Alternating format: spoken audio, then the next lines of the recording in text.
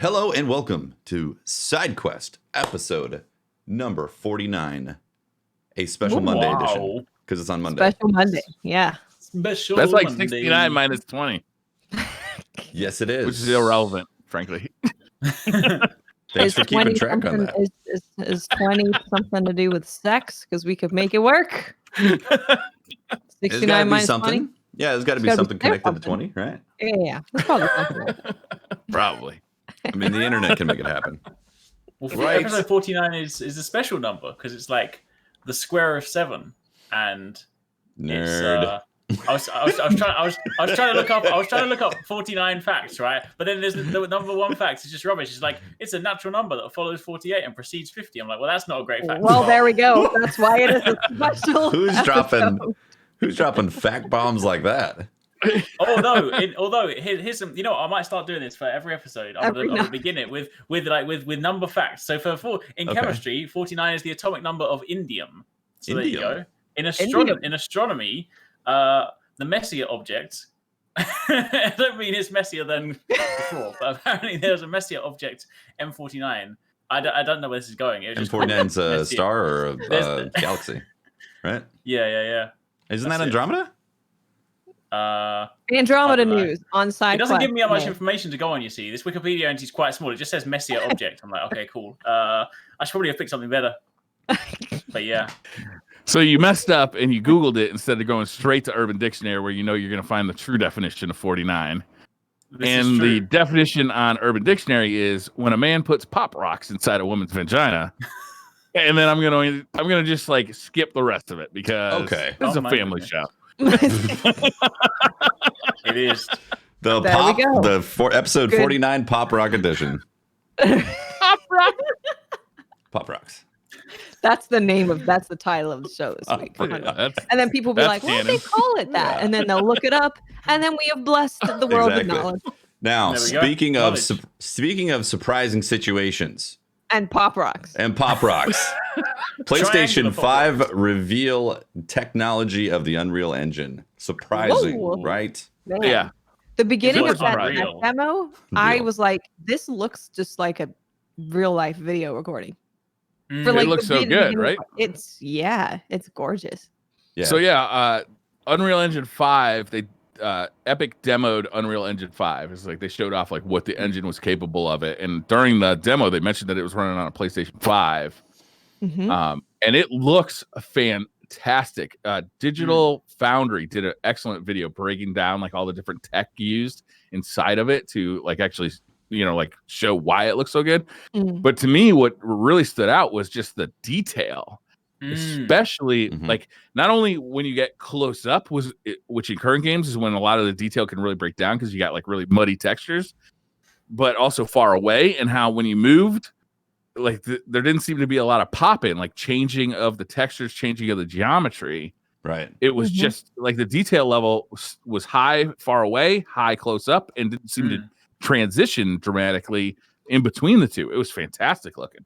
So they were talking this technology where they can stream the actual the vertices, the triangles that they need, so they can actually take like movie quality assets, supposedly anyways, movie quality assets they can put in there, and then it will create its own level of detail. Is that correct?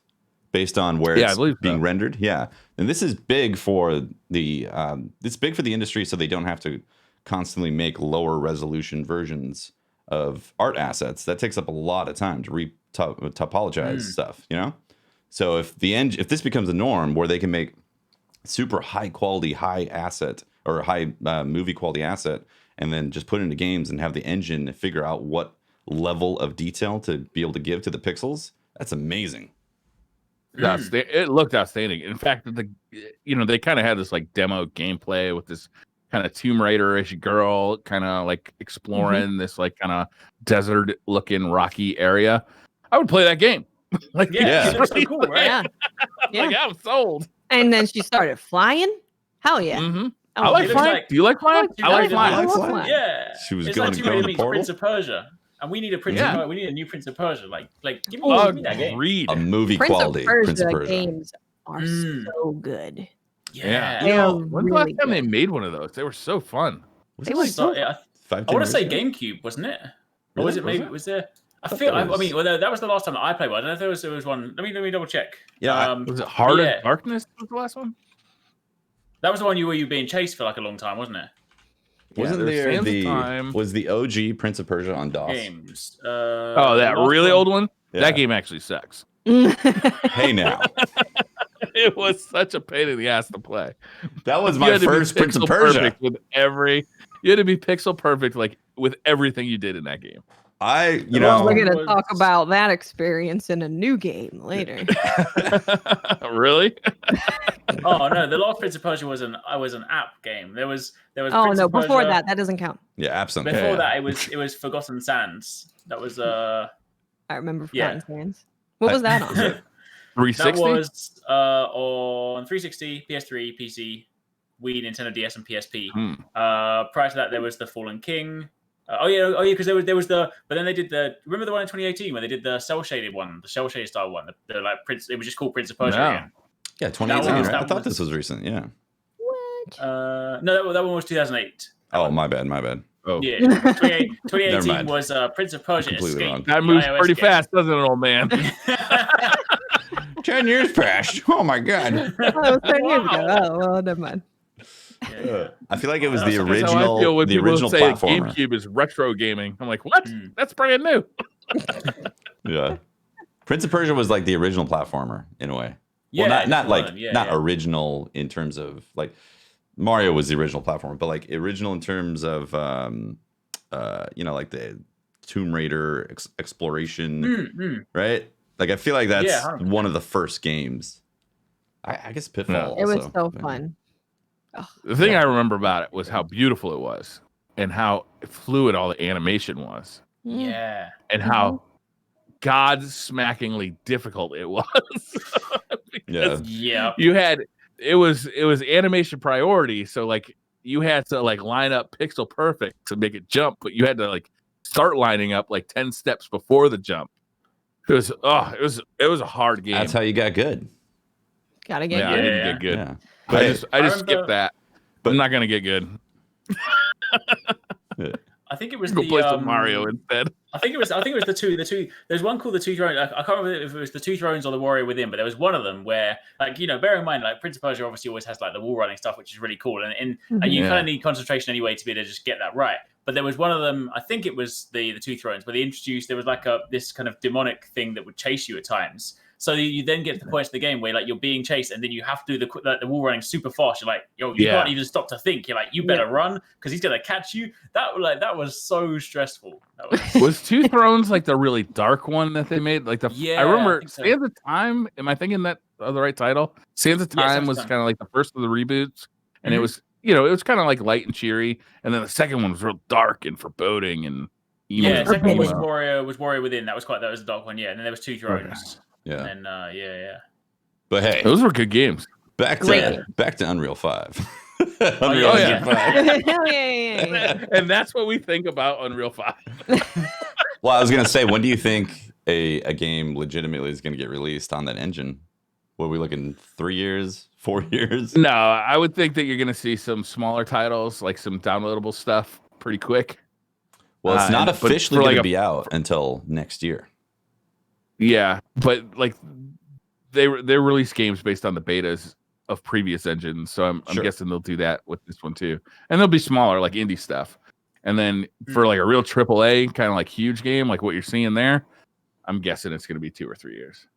I think minimum 2 or 3 years. They might start using like earlier anyway, and using like some of what it can do, but to get a game like looking that, because it's the same sort of thing with like Generations, right? Like they always begin, and like there's always kind of like a little kind of like obvious leap to begin with, which is with some of the kind of power they can do, but it's only really like mid towards the end of the generation that you really start seeing what they can get out of it. So I feel like it'll be early on there might be some passive stuff they're able to take advantage of, like some of like the loading stuff will be like, okay, that's cool, it might make it faster or something. But then like good like 3 or 4 years in, then it'll be like, whoa, this is like a Uncharted, Last of Us style breaking God visuals of War. kind of, God of War. Yeah. Oh, God of War.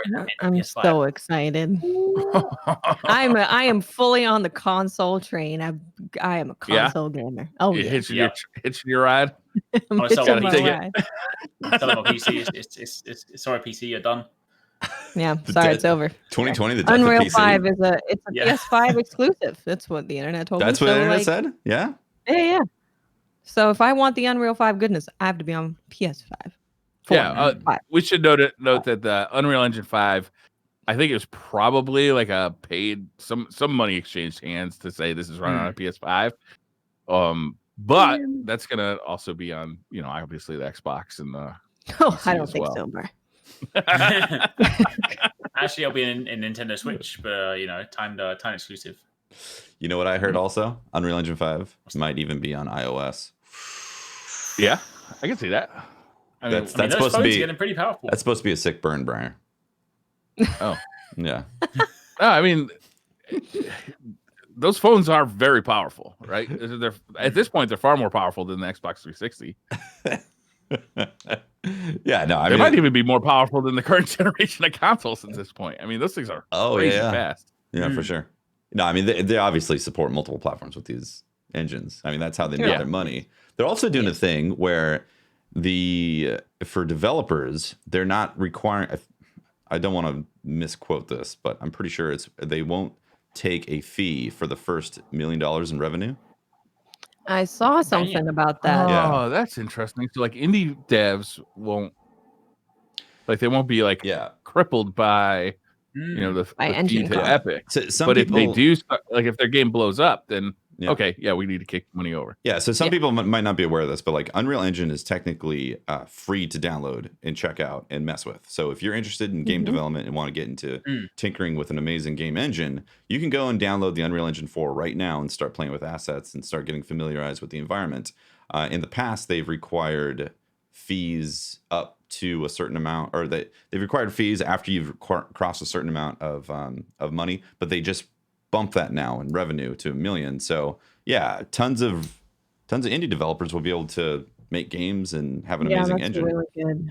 That's so good. Gives people an opportunity to work with something really, really awesome. Mm-hmm. And if it doesn't work out, it doesn't work out. But if it works out, then Epic gets their money. So good. Yeah, exactly. Or they could make their $1 million, and then they'll be like, now I'm going to pull the game off the store. Let me go make another game now. Cut their losses. I'm like, you're not getting a single penny. Stop at 999. That's exactly. Yeah, That's great. That's great financial advice, Eric. I like that. Hey, this game's blow it up. No, you're starting a new game. They're not getting their 5-10%. Flawless. There are zero holes in my plan. Yeah, that's really cool. Excited to see where it comes out. The Unreal Engine 5 officially will be available for people to download in 2021 sometime. And that's fancy. That's what that is. If you started in Unreal 4, you'll be able to port your stuff over. But if you're a developer, you already know that stuff. Yeah, for us, obviously right now it doesn't mean a whole lot, but it just seeing kind of the future of what video games will look like in 3 to 5 years. It was pretty interesting to see. It was just gorgeous. I can't wait. Yeah. I think games look phenomenal now. They do. They look outstanding, and to see them get better. Exactly. Yeah, we're at a point. Great. We're at a point where it's not really are they going to look better? It's are they going to perform better?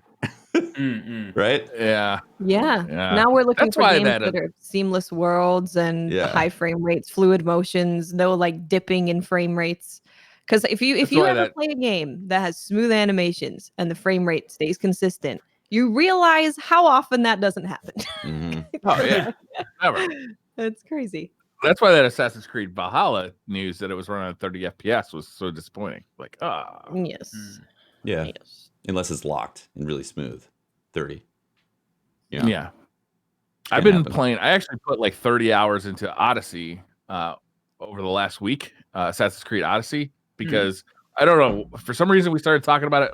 I know why we started talking about it last week, but I just decided to boot it back up and just immediately got absorbed back into it. And goddamn, that game is fun. It is ridiculous. How many people have you Spartan kicked? Many people have been Spartan kicked. That's the best way to finish people off. Incredible, right? Yeah, especially if you're at height. Like if you're on a cliff or a mountain or a wall or basically anywhere where the person could fall. The only problem is that if you got to loot their body, it can be kind of a pain in the ass. Like you kicked them off a 200-foot cliff. Damn. All right, now I got to go find their body. But it's the journey, like that, right? Yeah, that game is. It's got its problems. Like it's a weird game that has 3 different endings. It's got like the characters ending. It's got the like kind of crazy animus ending, and then it's also got like you've got to kill all the bad guys ending, which is weird. And they're actually separated by like several hours of gameplay. Like like 10 to 20 hours of gameplay. Yeah, it's a big game. So really? It's a huge game. It's like I've got I think 60 or 70 hours in it, and I haven't done nearly everything. Yeah, but man, that game is awesome. I can't wait. I feel like I completed it at the 60-hour mark, roughly around there. Yeah, all 3 quests? No, not all 3 quests. I didn't kill all the cultists. Yeah. Killing the cultists is a lot of work. Yeah, I was like, we're gonna be skipping that one. I did the animus one, where you go into the past and the future, whatever the crap. That one is kind of a must do because it's just like. But then there's like the end game stuff, right? You fight all those like crazy gods as well. Yeah. Yes. You have to do that. Yeah.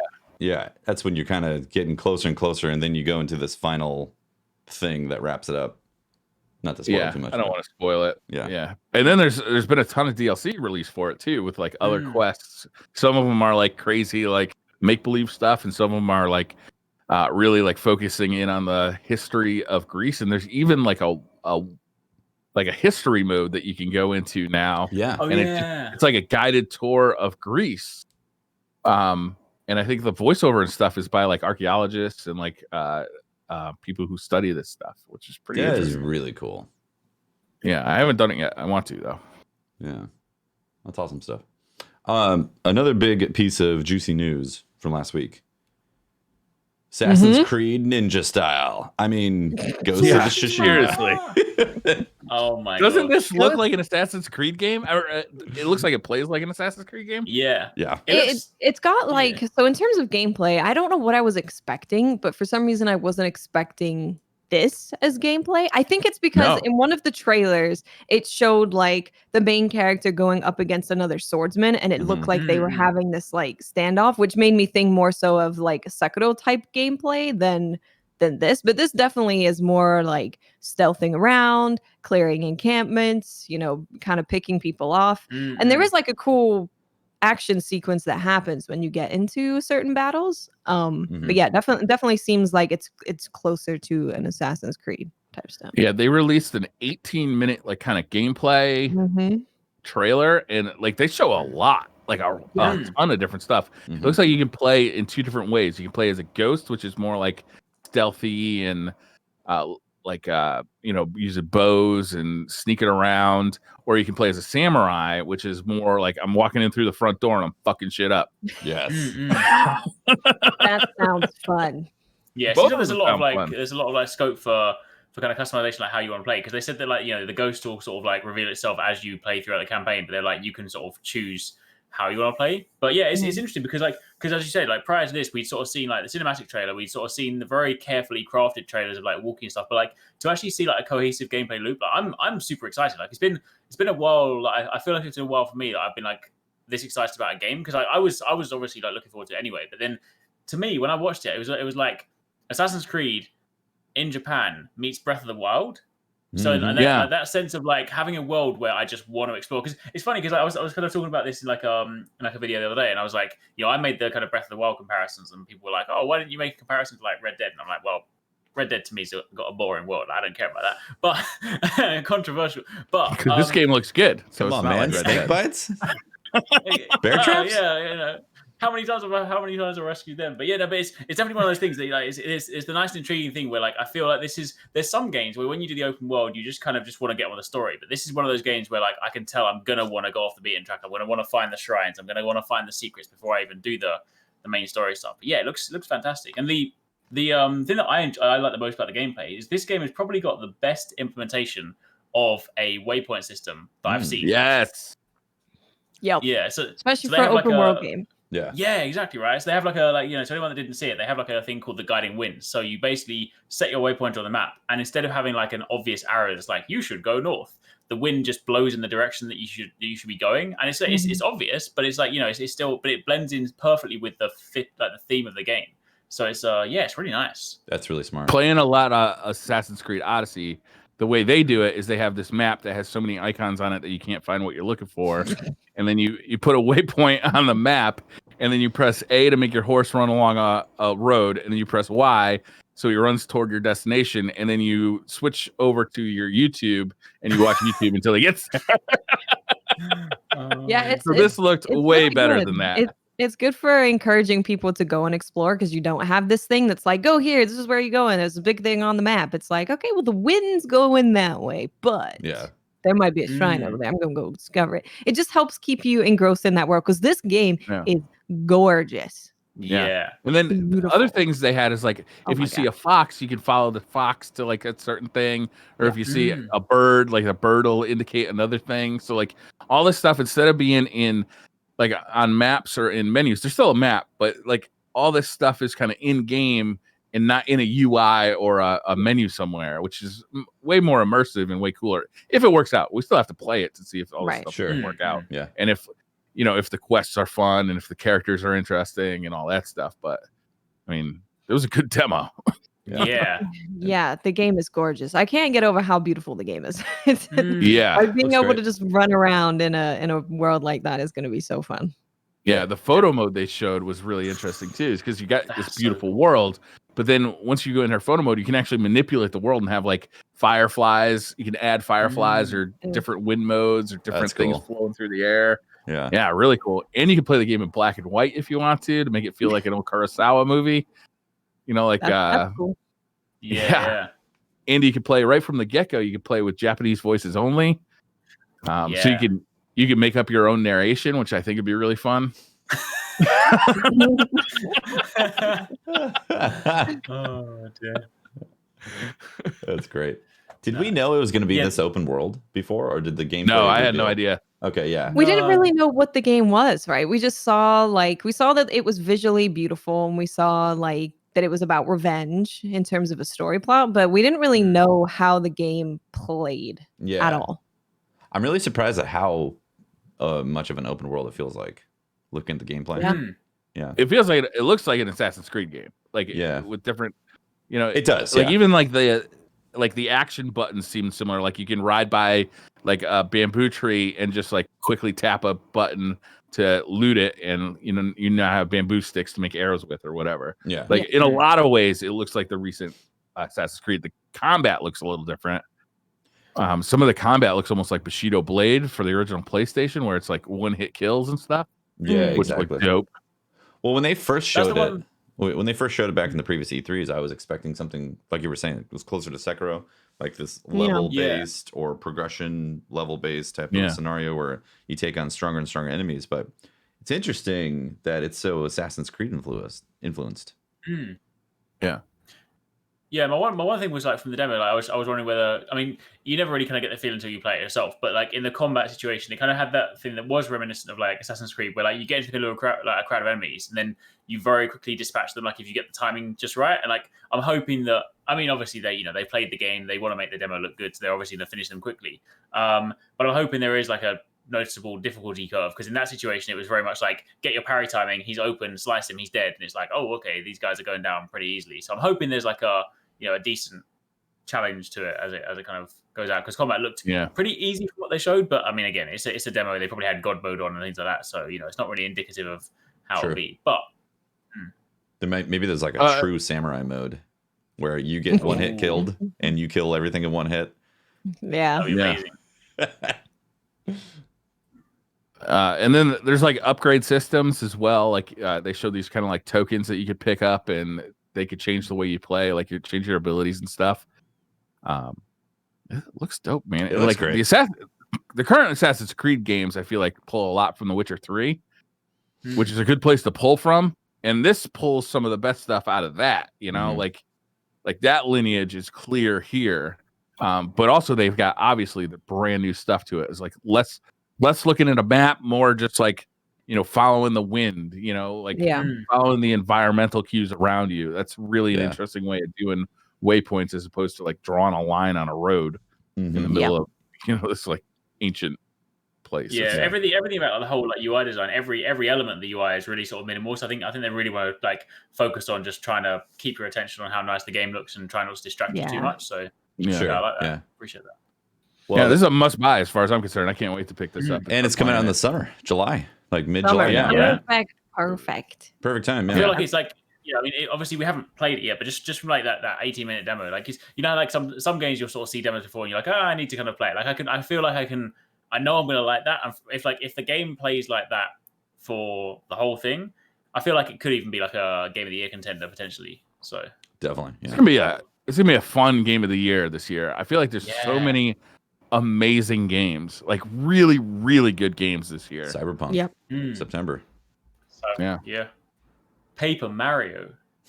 Mario, right. Like out of the blue, right? Announced this week as well. Yeah, I almost forgot about that. That was really an interesting thing. There were rumors that we were going to get a bunch of core Mario releases or stuff this year. And Paper Mario, man, that's a franchise we haven't heard from in a while.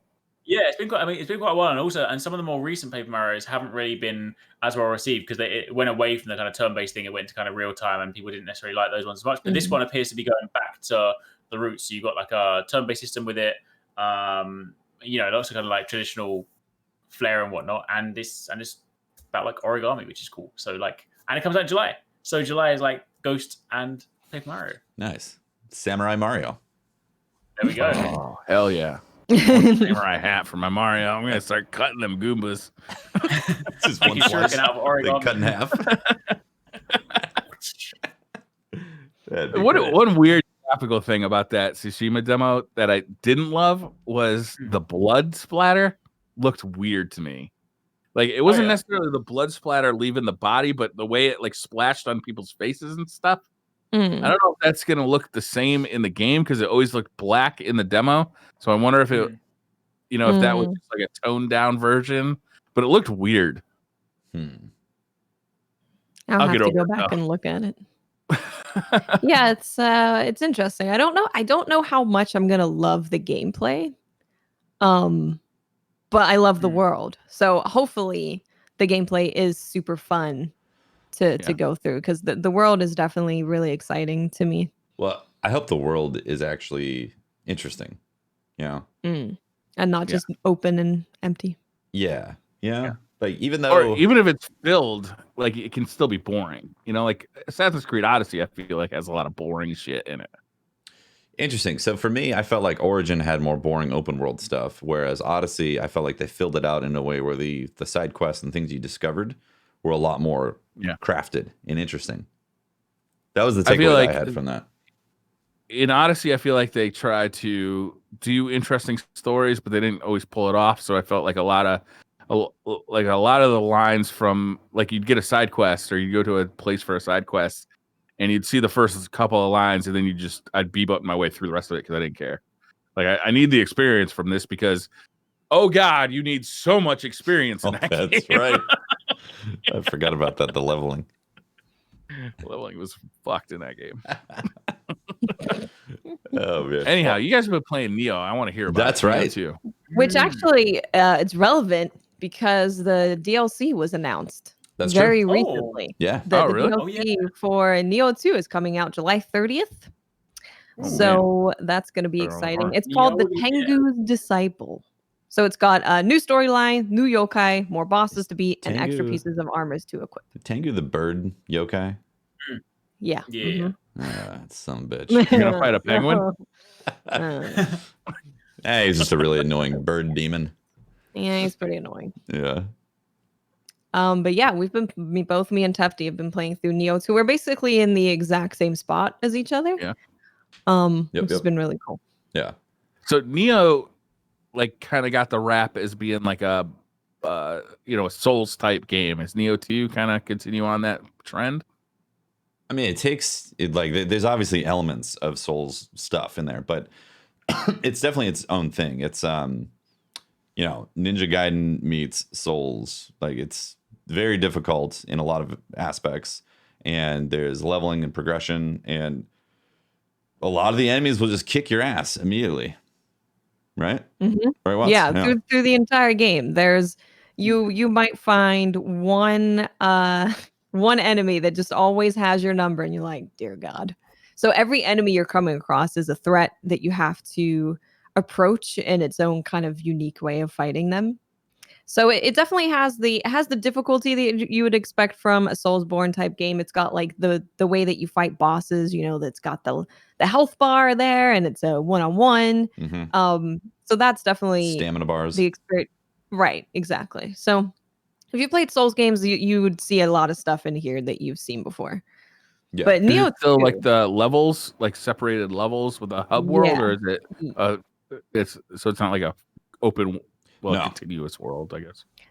No, there's like a starting map, and then you can choose missions to go to from that starting map. Yeah. So, it goes into like these regions. So you start with like the chapter 1 region of a map, and there's various levels, and you're going through, like, it's sharing story information, what's happening. Then you proceed to the next region, and so that's a whole new map. Then another region, so on. And these usually like 3 or 4 main missions, sometimes 2 main missions, but like there'll be some side missions as well. The main missions have felt really good in terms of progression, because one of the problems I had with Nioh 1 was that the level design and the placement of just how it was constructed felt less interesting, or just generic. Whereas I think they realized that criticism and then took inspiration from how Souls games are, how there's like unlocks and various progression points where you can suddenly now go this different direction and be able to get to an area quicker. They took inspiration from that and made these levels in Nioh 2 significantly better, in my opinion, significantly better than Nioh 1's levels. Yeah, no, I completely agree. The levels are interesting in like that you can walk around the level and you are interested in it. There's no point where it's like, oh, this looks kind of boring and bland. And there's always that point that you're hitting, like there's a shrine or there's a shortcut, and the beats that hits in the level design it feels placed perfectly. Like I always feel like I'm progressing through, I'm unlocking something. I'm not just running around feeling stuck in a circle or something. It feels like I'm always pushing forward, which is it's good. The map design is good. One of the things that's amazing about Nioh 2 also is the weapons sandbox is massive, and the skill trees, like each weapon has a big skill tree that can definitely overwhelm you. So how many weapons are there? So I think it's like 14 or more or something. That sounds about right. Yeah, there's a lot of weapons. There's a lot. Each one of those play completely different. Yeah, exactly. Each have their own combos, right? Their counter methods, their block timing type of things, and like they all have skill trees associated with them. So the more you use a particular weapon, the more you unlock skill points to be able to put into that skill tree. So as you can imagine, there's just massive content. Like I've been focusing on the switchglaive because it's fun and you feel badass with it. It also feels kind of soulsy. But Watts, what have you been using? I've been using hatchets. And hatchets are really interesting. Yeah, it's you're wielding 2 axes, basically running around like a crazy person. And this is a new one for Nioh 2, I believe. And I wasn't initially. I was like, I don't really know if the fantasy of being a hatchet wielding person really interests me. But as soon as I picked it up, I was like, this feels really fun because you can throw them. So each stance has a different way of throwing the axes. And then you also have super fast movement. You have slower movement. So there's kind of multiple different builds that you can do with hatchets. One that's based on just throwing them in, high stance, the most damaging stances. And then others that are more about being really fast and mobile. So I've been thoroughly enjoying hatchets. Nice. They're great. Well, I think that's the thing in this is that you can pick up a particular weapon and be like, this is my weapon. I'm using this. It's a lot like Monster Hunter where you feel like, okay, I want to just use this weapon because you like its skill set. Right? Yep. In Nioh 1, I always went with the Kusarigama because they were just because they were so fast. Yeah. Even though they didn't necessarily attack as much, I felt like I could get a lot of attacks in. But when I was playing Nioh 2, like I hadn't played it for such a long time, so I came back and I just forgot how unforgiving the game is. Like, I know it's these kind of games, but like at least I felt like when I jump into like Soulsborne games, like they're still unforgiving because obviously that's what they're supposed to be. But I almost feel like the curve to just getting back into the flow isn't quite as as like abrupt. Whereas I went into Nioh 2, and for anyone that hasn't played it, obviously you have your regular trash mobs which go down very quickly.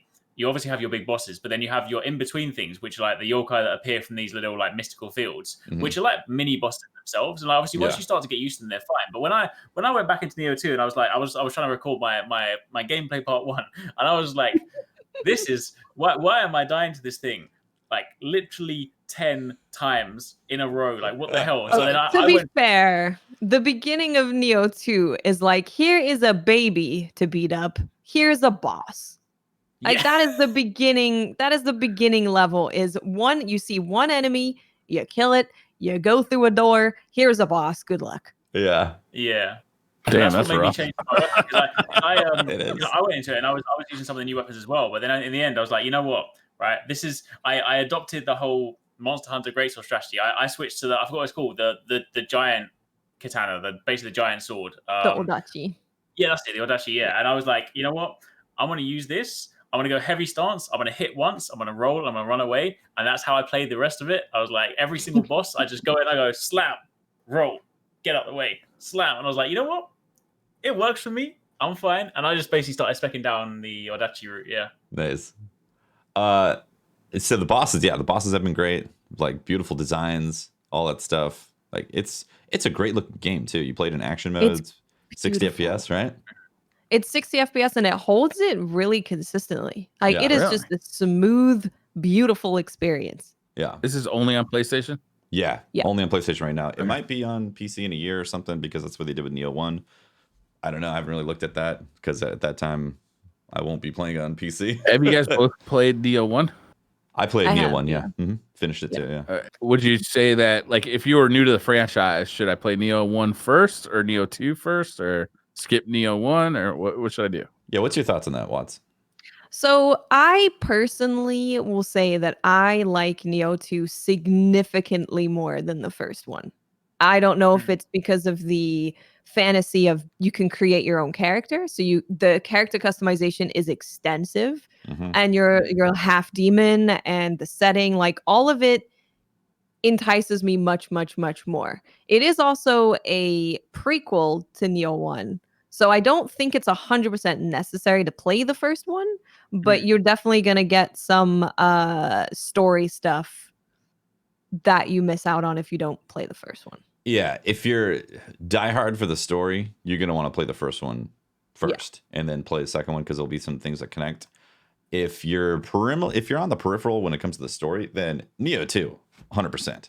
It is a better game, straight up. It is. Yeah. It's a better game. I do have criticisms though. And here comes the thing.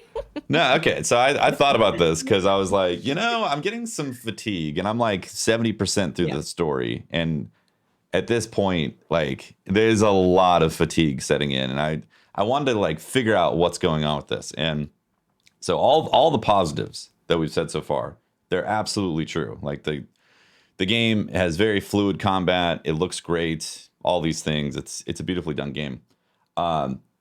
However, the pacing of the combat and the distinction between a Souls game and this game is that in a Souls game, after you've leveled up to a certain point, you can actually return to other areas and be like, man, I'm just clocking these bitches, just boom, boom, boom. They're so dead because I've been powering up.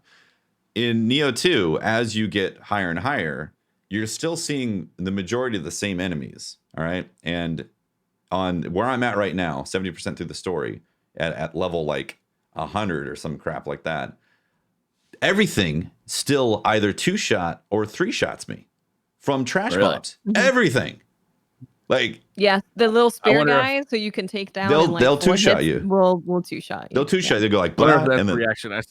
I saw in Nioh 1 a gameplay where somebody grinded for a specific axe and was then so powerful that he just brutalized his way through the game. I wonder if that's some kind of reaction to that. Well, okay, so if you go New Game Plus, so if you go through the full game and then go New Game Plus and actually grind and like do a specific build, you can actually destroy everything easily, bosses and all that. So there is the flip side to that. But in the first uptake of the game, of going through the stories and stuff, I'm experiencing a lot of fatigue from it because every enemy, like it, so all the demons, Every hit is at least 50% of your health, if not like 70%, 75%. And every single one of them have a cheap grab that reduce your health like off of 75% of your health. So if you're kind of weak already, you're an instant kill right there. And that it doesn't let up. It's always the same thing happening right there. And you see some of the same. It is very intense. Yeah. And you see the same enemies most of the time, same demons. And you're like, okay, this guy again. And while I have had a great time playing the game, I'm to the point now where I'm like grumbling every time I see the same yokai demons, where I'm like, this guy's going to punch me and I'm going to lose 80% of my health. Yay. I think it doesn't help that kind of in the midpoint of the game, the bosses are, wowzer. So the bosses are a bit of a wowzer. So this is my other criticism. While the bosses are beautifully designed, the majority of them are a spam fest. And like, that's their design, is that they're a spam fest to try to reduce your stamina or from blocking, or try to make you dodge and overwhelm you. And some of them you can just spam back and overwhelm and all that. But like, I feel like when I play a Souls game, there's like this specific identity to the combat of each boss that I end up playing that has this thing going on where I'm not seeing that in these fights. They're basically like, again, lots of spam, lots of gotchas, lots of cheap grabs, and that over and over and over with this stuff. That's the one thing that I think. I mean, obviously, I haven't got as far as you, but like that's one thing that, like, even with Nioh 1 to a degree, is well, I mean, I still like them, still like fantastic games, but at least I always found, and I mean, depending on whether you like these games, you may agree or not, but like for anyone that plays like Soulsborne style games, like I always feel like if you die in a Soulsborne game, as much as it might frustrate you at the time, you can take a step back and be like, I messed up there. Like the game is not being cheap. I messed up, right? Yeah. There are times when I play a Nioh and I die, and I'm just like, yeah, maybe I messed up slightly, but that's hella cheap. I'm just like, that. I feel like in a game like this, you want to have that balance where you want to know that, okay, the only reason I died is because I was being greedy. I messed up, like not because the game has got some cheap ass mechanic that's artificially inflating the difficulty. Yep. That's definitely what some of the stuff for Nioh I think I got. That's exactly what I'm experiencing right now, and it's fatiguing my enjoyment of the gameplay. Is that I feel like there's a lot of artificial difficulty being inflated with some of those grabs are just straight up cheap.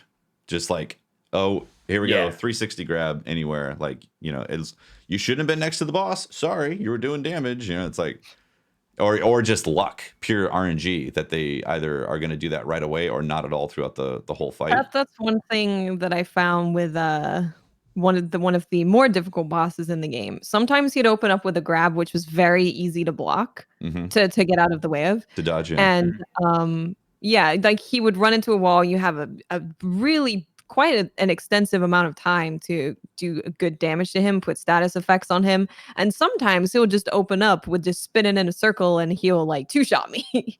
So it did, some of the fights did feel a little bit like it's RNG as to what they do as to how my run goes. Yeah. Not necessarily me controlling them. Yeah. And on the flip side, like you were saying, Eric's, when it comes to certain Souls bosses, like, yeah, there can be some like, oh my God, that's BS type of moments. But for the most part, you can pick out why you died or why you were why you failed an encounter, because there's like a method to it that you can understand.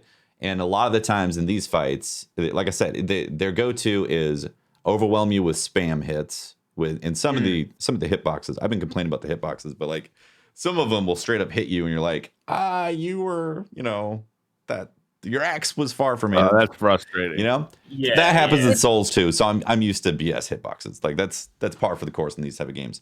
But still, the fact that it's like overwhelm you with spam, reduce your stamina bar, and then hit you with a BS grab that kills all your health.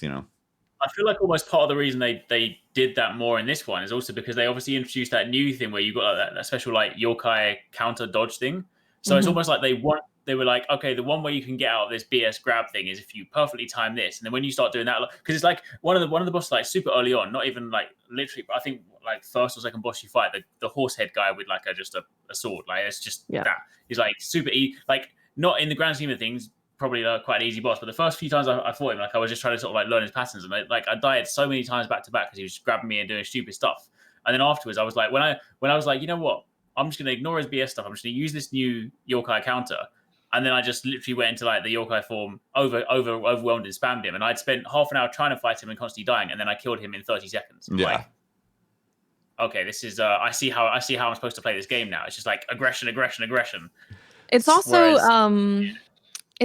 so with Nioh that I think is kind of different from if you're coming from Soulsborne games, especially the most recent one being Sekiro, is you can farm for as long as you want and get really powerful, get a bunch of skill points, unlock more abilities, and create a build that is cheesy. Like you can cheese the bosses.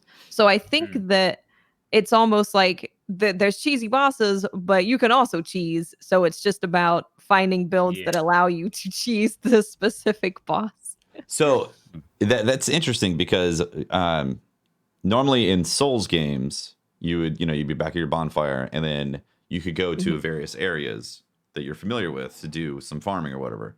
And that's kind of one of the things that like I don't really feel in this game either, because you're in this level and you don't want to leave the level because you're going to lose your progress.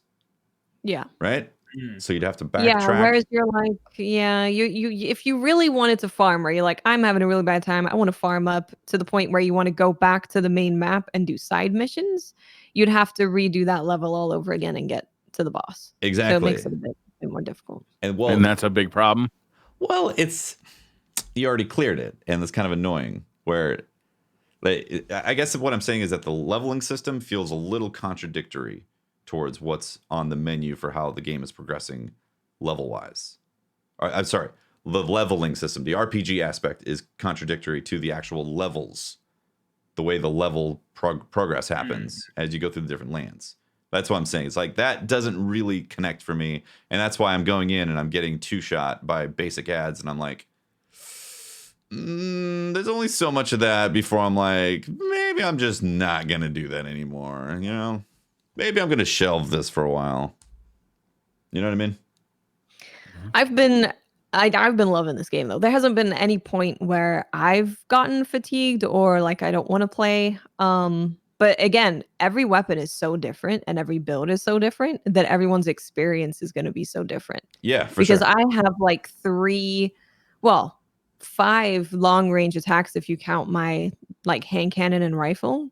So me approaching certain things is very different. I can drop a regular ad without using any of my ammo before they even get near me. Yeah. So it's a very different experience. Yeah, for sure. I mean, most of the ads I end up just wiping. You know, it's just that like in certain situations you get in a fight with a yokai and it's suddenly a cannon guy is like, oh, hello there. There's half your health and swipe there. The yokai just killed you. Or you didn't realize a guy with a spear is down on the side and he's running at you while you're fighting this other guy and then stabs you. You know, like, I don't know. I am definitely at this point in the game, I feel less inclined to finish it with the way I've been feeling because it's the combat. How many hours do you think you have left with the 70% through? 10, 15 maybe. I don't know. 20 it's hours maybe. Say, I think we're like 40 hours in or something like that. Yeah, something like that, right? Yeah. It's a long game. So yeah, I think it could be 15, 20 hours remaining. Yeah, it could be 15, 20. And again, it's been awesome, but with the amount of like spam and BS hits and like, again, the fact that my progression doesn't really seem like I'm progressing when it comes to these enemies. I see the same enemy and they're like basically killing me almost every time. I'm like, and I personally, I don't want to go through the same level and farm it. I actually think that's boring. Go kill the same enemies to farm to get a few more levels up. So yeah. Nioh 2. Patience is a virtue. Nioh 2. It's Bring a your punishing patience. game. In lots of ways, it's you will find that it's more difficult than Souls games, but then when you figure out that it's not a Souls game and you have to approach it like Nioh 2, it's a little easier. Yeah. But the thing I will say, the thing that I really do enjoy about this game is that in the beginning you have nothing and it's just you versus boss. You don't really know where you're going to go with your hatchets. You don't know what abilities you're going to use. And then as you progress through the game kind of shows you what playstyle you want to use or what you want to level up. And you start becoming this like complete different thing you didn't think you were going to end up being, which is really cool. Because at the beginning, there's no build. I just like this weapon, feels cool. And then you start progressing and getting a build down. And there's a ton of progression. I really like that. What is your build specifically right now? I'm currently a water magic hatchet thrower. So focused on water and then mixing elements to get the what's it called? Confusion element. So where you mix like water and fire. It makes them take more stamina damage, I believe. Oh, nice. Awesome. Yeah. But yeah, just because every weapon you have, it gets better based on certain stats. So the hatchets, and I think the switchglaive as well, it gets better with magic. Yeah. So I was like, oh, I guess I'll use magic, seeing as I have magic for my hatchets.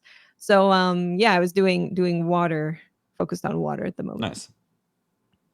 Yeah, there's all those elements too. I mean, poison, electricity, fire, water, paralysis.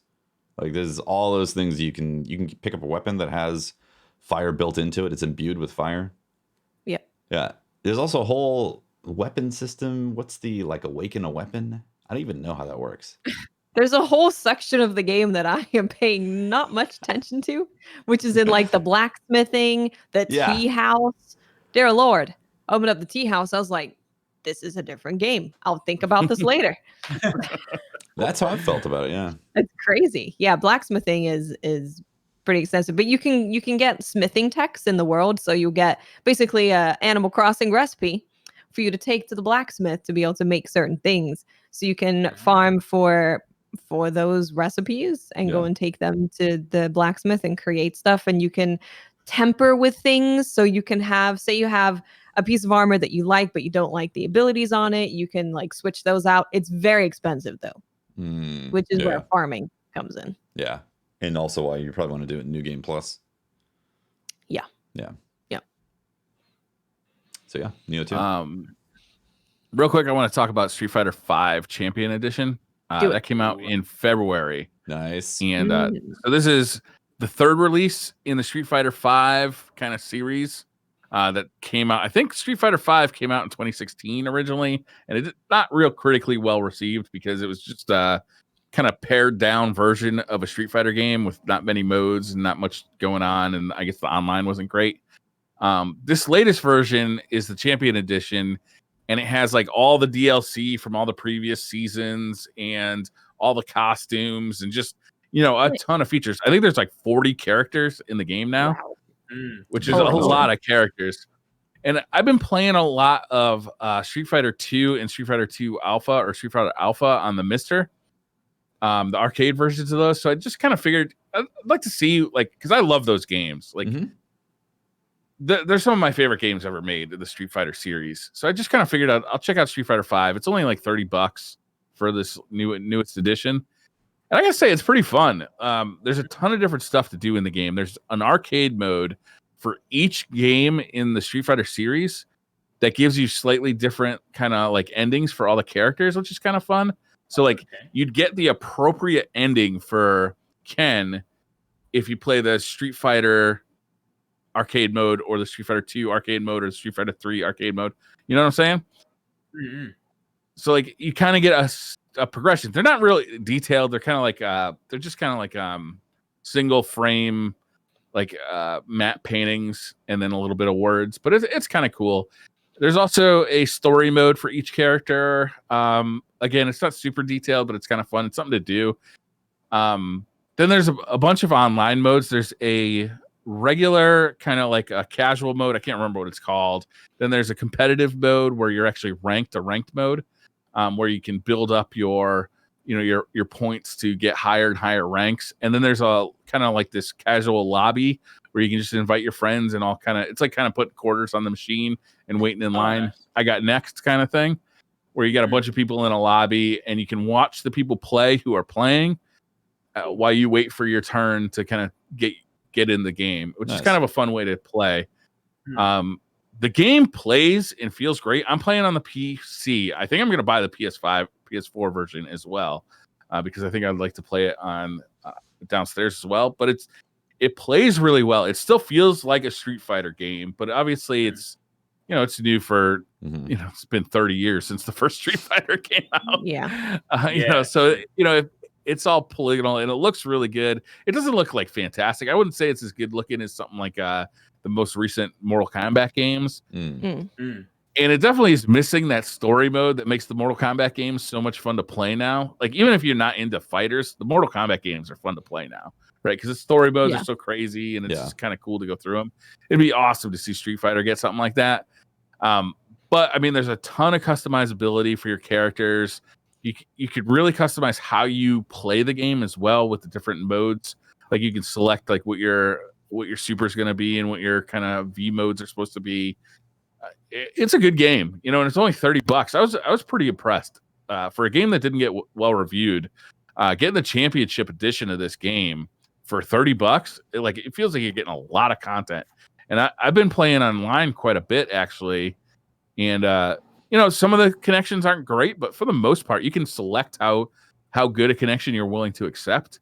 And if you just kind of narrow it down to like the best connections only, I found that they're pretty good, and it feels not bad to play Street Fighter online. Nice. I'm still gonna play mostly Street Fighter 2 in Alpha though. On your Mister. Yeah, I really like playing with my Mister. How much time have But it's a good game. How much time have you put in your Mister so far? Oh my god, I wish there was a counter. I play it all the time. Like, I really love playing with my Mister. It's fun as hell. I mean, you practically sold me on one, but I don't know if I can commit to getting a CRT TV. Oh, you don't have to get a CRT. It plugs it to HDMI. Yeah, but the true experience, right? The true experience. Yeah. I mean, you can also put scan lines on it, but the thing with the Mister, actually, the Mister actually just got a new core for the TurboGrafx 16 CD. So I'm actually, as we speak, downloading a bunch of games for that. The problem with the CD-based games is each game is like 500 megabytes. So it's like, these are big boy downloads at this point. 500 meg? Yeah, because you're getting off like some website. 500 megs, a shady website. Okay. Yeah, well, my uncle, my uncle who gave me his entire video game collection of every game ever made, he was nice enough to put it up on a Google Drive for me. Oh, nice. Yeah. But yeah, that core is real good. One of the best Castlevania games that ever was made was only available on the PC Engine CD. I think it came out in like the early 90s, and it was just not available in America for years and years and years. And now you get like a perfect version of it. Wow. I would like to play that. Yeah, Rondo of Blood. It's called. It's the prequel to, what was the PlayStation 1 game? Symphony of Night. Yeah, I was gonna. Yeah. Mm-hmm. Oh, it's so good. Nice. Anyhow, Street Fighter 5, super good. I'm really enjoying it. It's kind of at a discounted price, and it's got a ton of extra features in it that weren't there when the game was originally reviewed. So don't let the reviews fool you. This is actually a pretty cool version of Street Fighter. Nice. Awesome. So what games are we looking at now over the next month? Last of Us. Last of Us. Last of Us. Last of Us. Yep. Yeah, Last of Us June. Ghosts of Tsushima in July. Let's just look into June. Is there anything other than Last of Us 2? Yes, I have a list here. 1 second.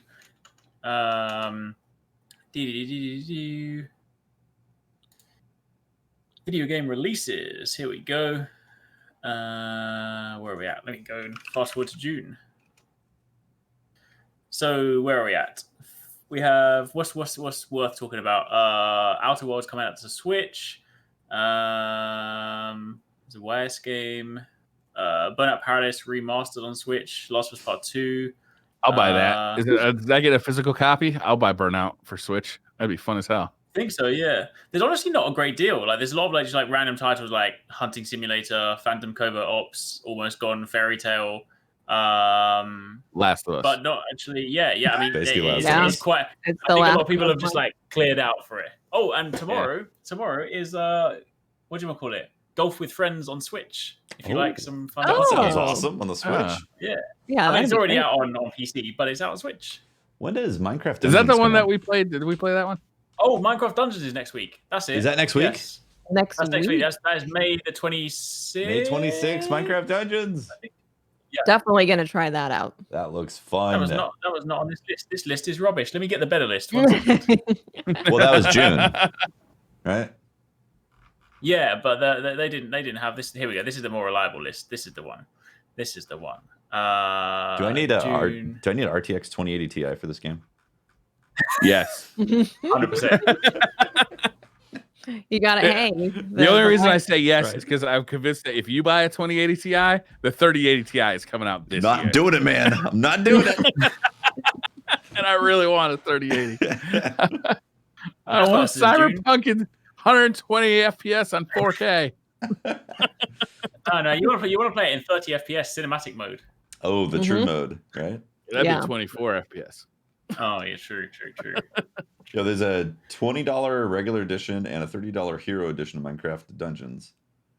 Ooh. And you basically get some cosmetics. Oh, you also includes 2 upcoming DLC packs. Now, are they going to be Minecraft DLC packs where it's like your sheep looks like a woolly mammoth or something? Or is it going to be actual new level content? Like new levels, new loot and stuff? Yeah, right? Hopefully that one. If they're going in on this whole dungeon thing, hopefully the latter. It looks really cool.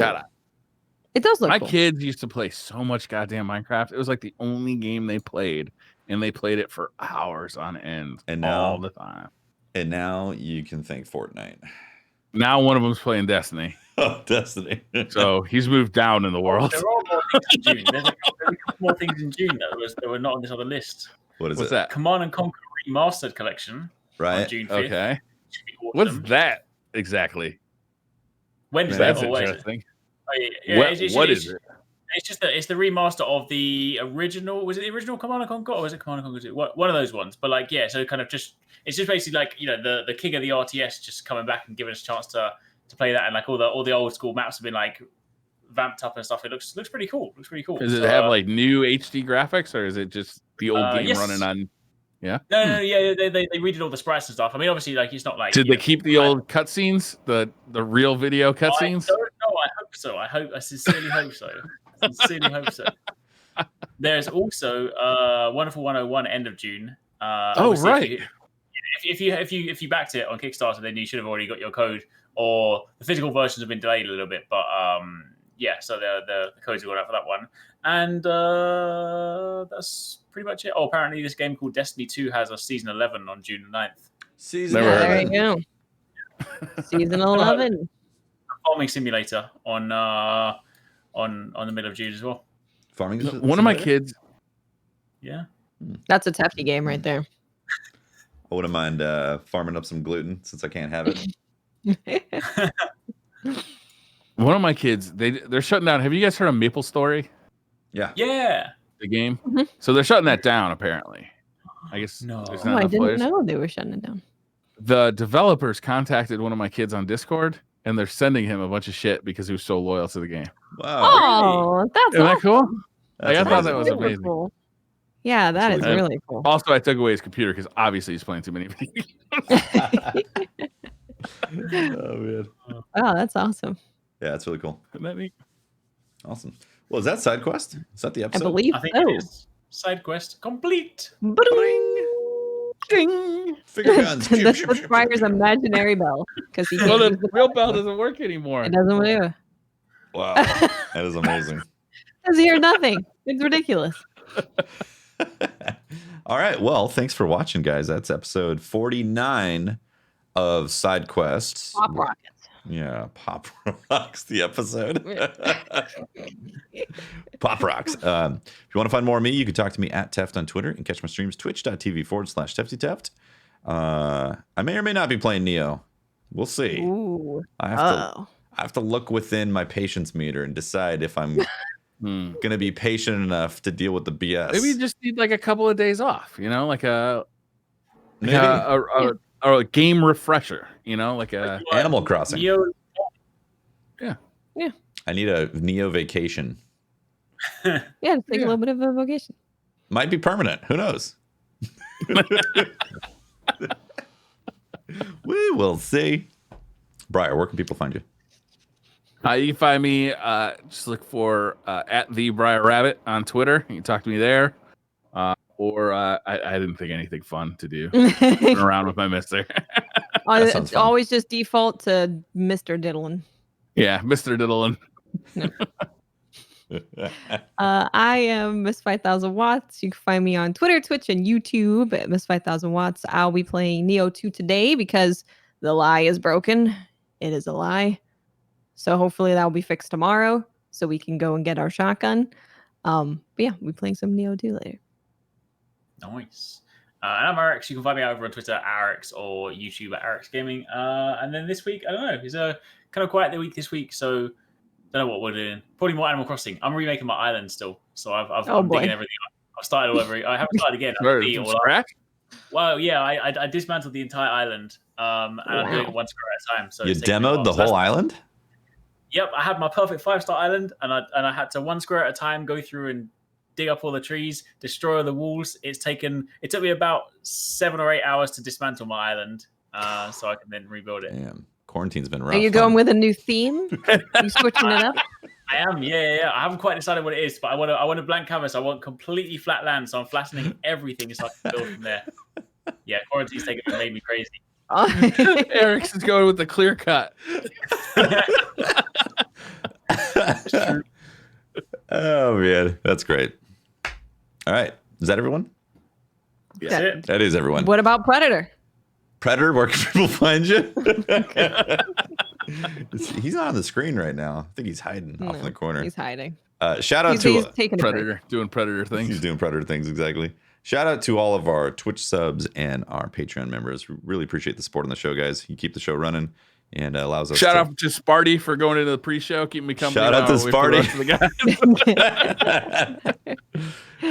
Thanks for the support, guys. Whether or not you're watching live or on YouTube or on Spotify or all the podcast places, we'll see you next week for another SideQuest and DCP Live this coming Thursday.